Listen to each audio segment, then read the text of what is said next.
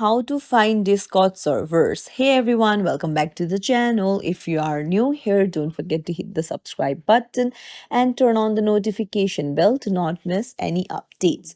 So, how do I find new servers to join? Maybe you've got a friend who has invited you to a cool server, or maybe you just want to explore and discover what's out there. Well, I'm going to show you exactly how to do it.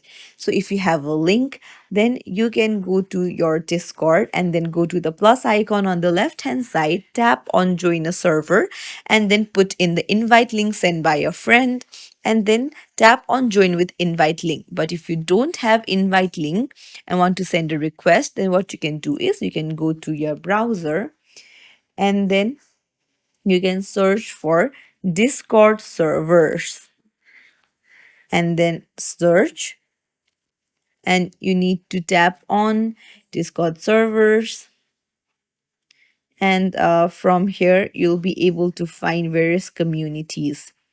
So this is how you find Discord servers. If you found this tutorial helpful, don't forget to like the video and subscribe to our channel for more tips and tricks.